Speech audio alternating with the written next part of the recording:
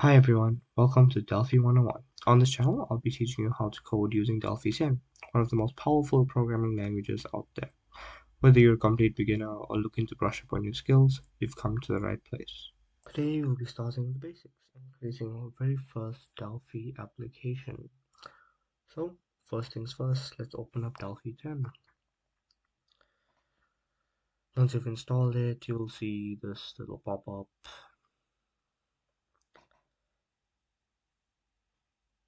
You'll see this welcome screen. To create a new project, go to File, New, and VCL Forms Application Delphi.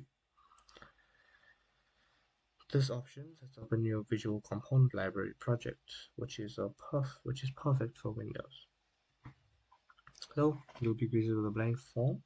This is where we'll design our user interface. So we can increase this. Today we're just gonna use a button to make a very simple project. So we can go to our tool palette right here. We can search for a button. We click the button, we can drag it over here. So now we need to code this button. In order to do that, we can double click on the button and we'll enter the procedure. So under the procedure, we are going to type show message. So show message is something that just pops up when you click on this button. So as the whole coding memes go, we're gonna type hello world